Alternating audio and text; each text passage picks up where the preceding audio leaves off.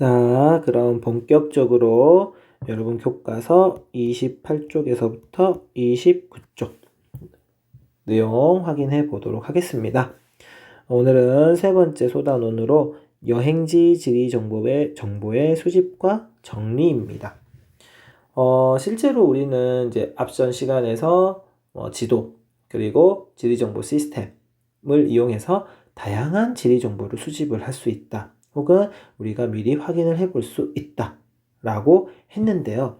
실제로 여행지 지리 정보의 수집입니다. 그러니까 이번에는 직접 그 지역을 가는 거죠. 우리가 가서 보고 듣고 즐기고 느끼고 그렇게 해서 정보를 수집을 했다 라면 그걸 마지막에 뭐 하는 것까지 정리하는 것까지입니다. 이 부분은 우리가 이제 여행을 다녀와서 남는 건 사진이다. 남는 건 추억이다. 라고 가정을 했었을 때, 디지털 카메라, 요즘은 디지털 카메라가 워낙 많기 때문에, 이제 예전에는 필름 카메라였지만, 이제는 디지털이니까, 사진을 찍고 나면, 이제 인화라는 과정을 옛날에는 거쳤어야만 했습니다. 필름이기 때문에. 하지만 요즘에는 그런 인화의 과정을 많이 거치지 않고 있어서 이제 핸드폰 속의 화면이라든지 컴퓨터 속의 파일의 모습으로만 바라보는 것. 하지만 인화를 한다라면 이걸 정리해가지고 종이 사진으로 볼 수 있는 각각의 이제 감상에 따라서 좀 다르긴 하지만 아무래도 마지막에 정리하는 것까지가 더 중요할 것 같은데요. 이 부분에 대해서 확인해 보도록 하겠습니다. 우리는 여행할 때 여러 가지 정보를 파악해야 한다.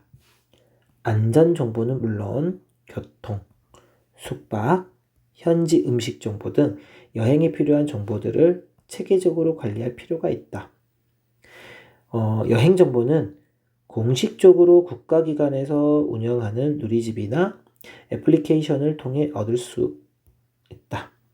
비공식적으로는 여행사 누리집, 여행집의 블로그를 통해서도 정보를 얻을 수 있다.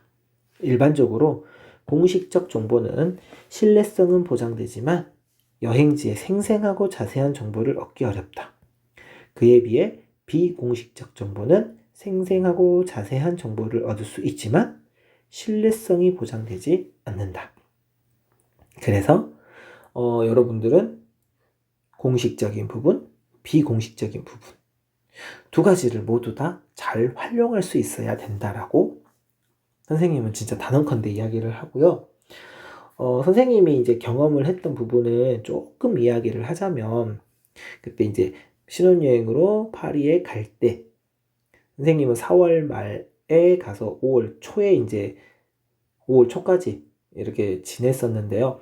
4월 말 5월 초라고 한다면 우리나라에서는 그래도 이제 5월이면 거의 따뜻해지니까 조금 두꺼운 옷 같은 경우는 큰 필요가 없다라고 생각을 해서 가벼운 옷 중심으로 많이 가져갔었는데 이제 프랑스라는 곳에서도 프랑스의 수도인 파리 그리고 프랑스 남부 지역인 니스의 기후는 전혀 다르다라는 걸 선생님은 이제 지리 선생님이니까 이쪽 가면 정말 괜찮겠다 이쪽은 조금 우중충하겠네 라는 생각을 가지고 어느 정도의 옷은 챙겼는데 이제 아내 되는 분 같은 경우에는 선생님 아내 같은 경우에는 이제 이쁜 옷 중심으로 많이 챙기다 보니까 보온이 조금 잘 안 됐던 이런 부분들이 있는데 실제로 이제 여행을 가기 전에 그 비공식적인 루트를 통해서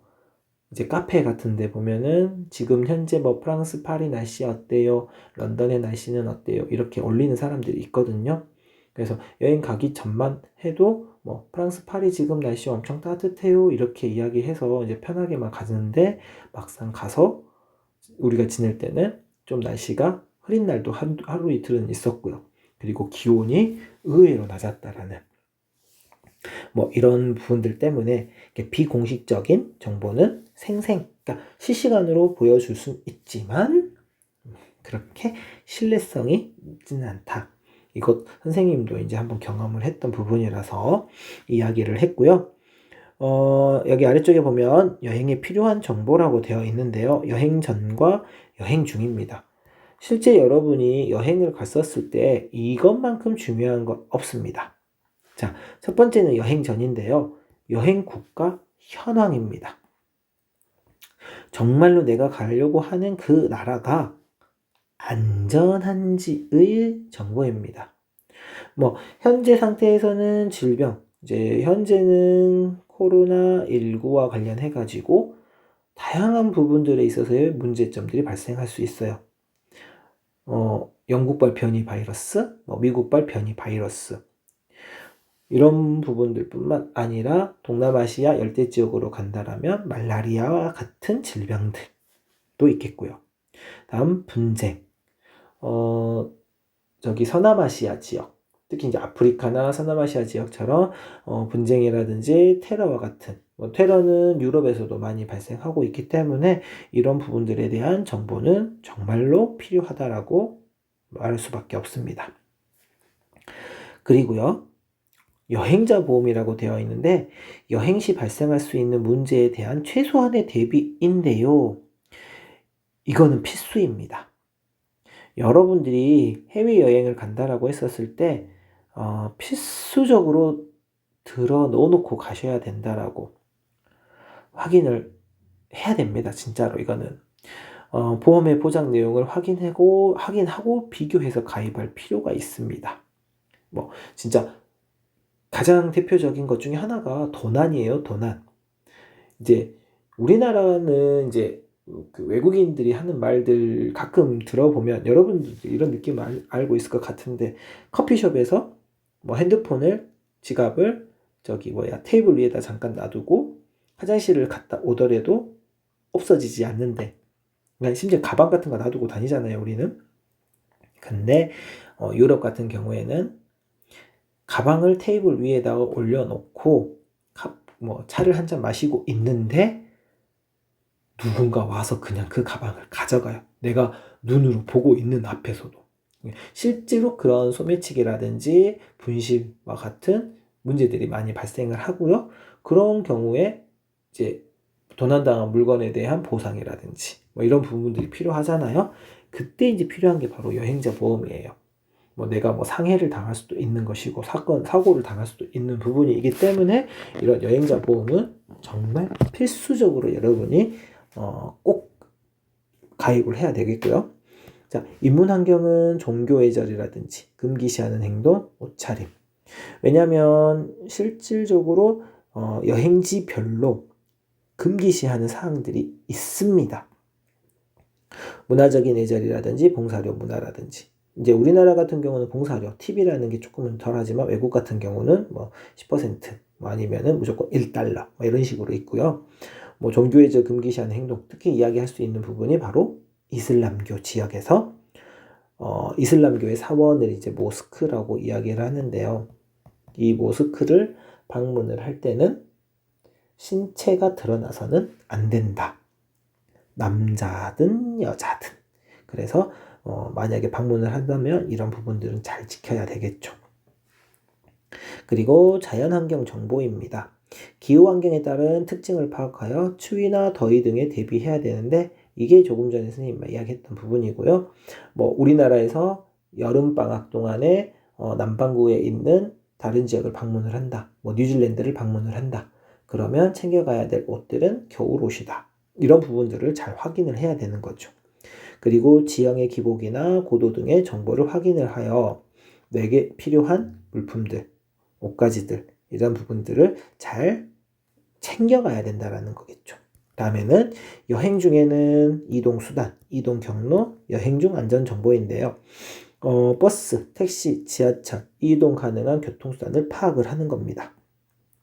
무엇을 이용을 하는 게 조금 더 효과적인지 효율적인지, 이런 부분들이겠고요. 이동 경로는 그달의 이동 경로를 미리 파악하고 가장 효율적인 경로를 결정하는데, 이거는 앞전 시간에 배웠던 것처럼 다양한 지리 정보 시스템을 이용해서 혹은 지도를 활용을 해서 미리 구상을 해놓는 게 좋겠죠.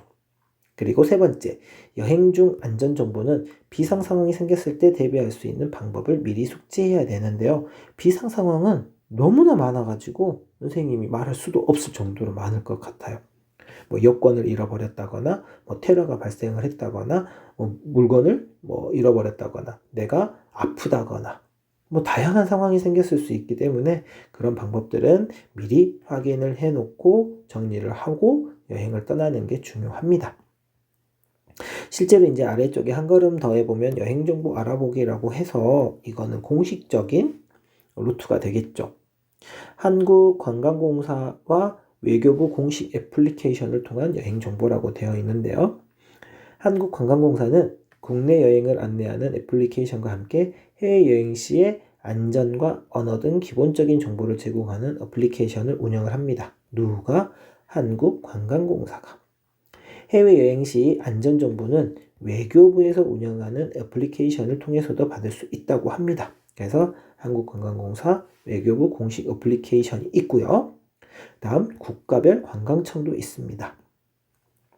많은 나라가 여행 정보를 제공하는 관광청 누리집을 운영하는데 이 누리집 하나로 여행을 손쉽게 계획할 수 있습니다. 뭐 예를 들어 스위스 관광청이라고 되어 있는데요. 실제 이제 선생님이 조금 더 여러분에게 알려준다면 어플리케이션 이름이요. 해외 안전 여행이라는 어플리케이션이 있습니다. 이건 외교부에서 제공하는 해외 안전 여행 정보 검색 어플리케이션이고요. 해외여행 때 안전과 관련된 정보를 얻을 수 있습니다. 다음 두 번째는 대한민국 구석구석이라는 어플리케이션이 있는데요. 한국관광공사에서 제공하는 공식 어플리케이션이고요. 국내 여행과 관련된 정보를 추천, 인기, 지역 등으로 구분해서 상세하게 알려줍니다. 다음 세 번째로는요. 스마트 투어 가이드. 이건 역시 한국관광공사에서 제작한 여행 보조 어플리케이션이고요. 우리나라의 대표 관광지의 역사와 문화 이야기를 들려줍니다. 그리고 마지막으로는 구글 트립스. 이 구글 트립스 같은 경우는 여행과 관련된 세계 대부분의 지역의 정보를 검색해 볼 수 있다라고 합니다. 자, 이런 내용들을 가지고 여행 정보를 확인을 할 수가 있겠고요.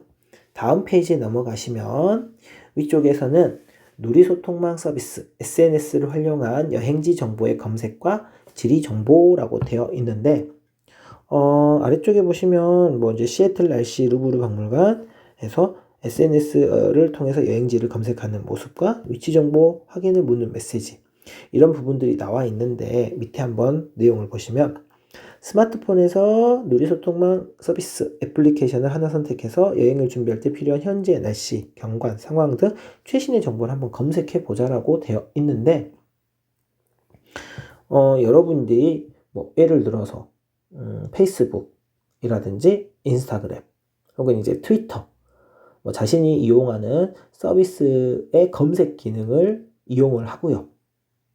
뭐 이제 우리 사진에는 이제 여기 옆에 위에 있는 본문 사진에는 시애틀의 날씨와 루브르 박물관에 대해서 검색을 한 거잖아요. 이 검색 기능을 통한다면 현재의 모습도 우리가 확인을 할 수가 있다. 뭐 이렇게 생각을 하시면 되겠죠. 그리고 두 번째, 자료 2의 메시지처럼 누리소통망 서비스나 다른 애플리케이션이 사용자의 위치 정보를 사용하는 이유를 1번과 관련해서 이야기를 해보자라고 하는데 이게 내 정보를 그러니까 예를 들어서입니다. 자료 2에서처럼 이 정보를 활용을 여러분들이 어떤 거를 했었을 때 허용하시겠습니까? 뭐 이걸 질문을 하는데 이게 허용이 되면은 내가 이 장소에서 기록했던 부분들이 정확하게 입력이 되는 거고 그에 따라서 적절한 정보를 다른 사람들에게 제공하기 위해서 이 허용 여부를 물어보는 것이죠.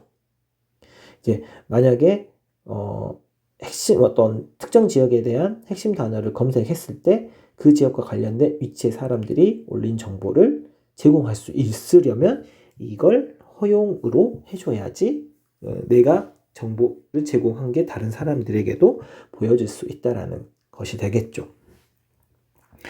자, 그리고 이제 마지막으로 보시면 아래쪽에 여행정보 팁이라고 해서 여행에서 사진을 통한 정보의 수집과 정리라고 되어 있는데요. 이 부분은 이제 조금 전에도 이야기했던 것처럼 이제 예전에는 필름 카메라, 이제 지금은 예전에 필름 카메라, 지금은 디지털 카메라, 스마트폰 해서 스마트폰 카메라 기능이 좋아지면서 스마트폰만으로 촬영이 가능해졌습니다. 하지만 몇 가지를 더 고려한다면 더 멋진 사진을 만들 수도 있고요. 그리고 더 기억에 많이 남을 수도 있는데, 첫 번째는 목적을 분명히 하기다. 아름다운 풍경을 찍을 것인지, 인물을 찍을 것인지, 높은 건물 등 무엇을 찍느냐에 따라 촬영 방법이 달라집니다. 그래서 촬영하고자 하는 대상을 분명히 하셔야 되겠습니다. 이제 두 번째는 사진 속 스케일 배치입니다. 사진을 찍을 때 중심 대상의 규모를 비교할 수 있는 스케일, 그 크기를 짐작할 수 있는 물건이나 사람을 두고 찍을 필요가 있습니다. 지폐나 카메라 렌즈 덮개 등이 주로 사용이 되는데 이 친구들이 규격이 있기 때문에 그런 거고요. 보통 동전을 많이 놔두기도 합니다. 세 번째는 촬영 범위와 구도입니다. 사진에 따라 촬영 범위가 넓은 사진을 찍어야 하는 경우가 있습니다. 하지만 촬영 범위가 넓으면 그만큼 불필요한 사물들이 포함이 되는 경우가 많아 사진의 가치가 떨어지기 쉽습니다. 가로나 세로 구도 중 어떤 구도를 설정할지도 중요한 선택 사항이 되겠습니다. 그리고 마지막으로는 파일 관리입니다. 장소와 시기를 정확하게 알 수 있도록 파일을 관리하셔야 되는데요. 이제 최근으로 오면서 진짜 다양한 촬영 기구들이 많이 보급이 되고 있어요. 몸에 부착할 수 있어 몸을 움직이면서 촬영을 할 수 있는 액션캠이라든지 360도 촬영을 가능하게 하는 VR 카메라든지 아니면 드론을 활용한 촬영 등이 이제 다양한 이제 기구들이 보급이 된 것들인데요. 이런 것들을 활용을 한다면 정말로 색다른 기록을 남길 수 있는 장점이 있습니다. 하지만 이렇게 찍은 걸로 끝나게 된다면 아무런 의미가 없을 수도 있어요. 이렇게 찍어놓은 파일들을 어떻게 관리할 것인지, 그러니까 여행지별로, 그러니까 내가 갔던 여행지마다, 그 다음 두 번째 날짜별로, 그리고 용도별로 사진이라든지 동영상 파일 같은 것들을 잘 모아두고, 이제 이거를 인화를 하게 되면은 실제로 남긴 하지만 파일로만 가지고 있다라면 어떤 이제 컴퓨터상의 문제라든지 아니면은 전원의 문제, 다양한 문제들에 의해서 파일이 날아가 버릴 수도 있잖아요. 그렇기 때문에 백업을 해두는, 그래서 안전하게 보관할 이런 부분들까지도 여러분이 신경을 쓰면은 조금 더 이제 기억에 남는 여행이 될 수 있다라는 것이 되겠죠. 이제 이와 관련해 가지고 선생님이 직접 찍은 사진을 한 몇 장을 보여드릴게요. 선생님이 직접 찍은 사진 몇 장인데요. 이제 첫 번째로 이제 아까 그 여행정보 팁에서 촬영 범위와 구도라고 이렇게 했는데, 지금 보여주는 사진이 프랑스 파리의 에펠탑입니다. 실제 이제 에펠탑 같은 경우에는 높이도 매우 높기도 하지만 거대하기도 하고요. 가까이에서 보면은 이 에펠탑의 모습을 한 번에 다 찍기가 어려워요. 이제 그렇다고 해서 이제 멀리서 찍으면 에펠탑의 모습을 그러니까 에펠탑의 전체적인 모습을 찍을 수는 있지만 나는 이제 에펠탑만 찍고 싶은데 사람들이 정말 많으니까 사람들의 모습도 같이 들어가게 되는 것이고요. 혹은 주변에 있는 건물이나 나무들 때문에 에펠탑의 모습이 가려지는 경우도 나타납니다. 이 사진은 선생님이 직접 찍은 사진인데요. 이제 이런 사진을 찍기 위해서는 이제 다양한, 그러니까 카메라 렌즈의 중요성이 이제 나타날 수밖에 없는데, 이제 광각 렌즈, 이런 이제 렌즈가 이제 조금 필요한 거고요. 그랬을 경우에 이렇게 한 번에 매우 큰 아이들도 찍을 수 있다라는 것이고요. 그 다음에 이제 뭐 구도 같은 경우에는 어떤 걸 중심으로 찍을 것이냐, 뭐 어떻게 생각하면 이제 이거는 이제 세느강에 이제 바로 이제 이 유람선이 지나가는 왼쪽에는 에펠탑이, 그리고 오른쪽에는 궁전이, 그리고 세느강이 지나가는 모습을 중심으로 해서 쭉 이어지는 직선상의 강을 중심으로 뭐 도시적인 모습이라든지 뭐 옛날의 모습이라든지 이런 부분들을 이제 어떻게든 이쁘게 담아보고 싶어서 이제 막 이렇게 찍어 놓은 거긴 하지만 실제로 그렇게 이뻐 보이지는 않죠. 그래서 사진이라는 게 구도가 매우 중요하다. 그리고 그러니까 예를 들어 이거예요. 지금은 이제 불타버려가지고 보수공사 중인, 사식 건설 중인 노트르담 성당인데 정말 사람 많아요. 그러면 나는 이 모습을 온전히 찍고 싶은데 어쩔 수가 없는 이제 여러 가지 문제들이 나타나기 때문에 촬영 범위라든지 구도라든지, 아니면 아예 대놓고 이게 건물 사진인지 인물 사진인지 풍경 사진인지를 확실하게, 뭐 예를 들어서 이거 같은 경우도 선생님은 나무의 모습을 찍고 싶어서 이렇게 찍어버린 거거든요. 그래서 이런 부분들이 사진을 찍을 때나 혹은 정리할 때 조금은 중요하지 않나, 이렇게 마무리를 짓겠습니다. 그래서 여러분에게 이제 수업, 오늘 수업은 여기까지 하겠고요.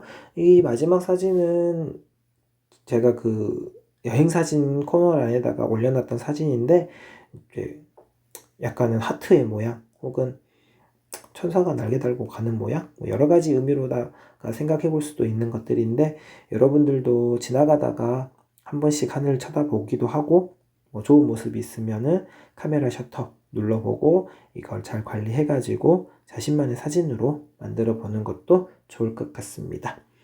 이렇게 해서 내용은 마치겠고요. 여러분 이제 바로 이어서 다시 또 오늘 수업 내용 한 번 더 정리하고 중요한 부분 체크하고 또 이야기하는 시간 갖도록 하겠습니다. 그럼 바로 이어서 수업 진행할게요.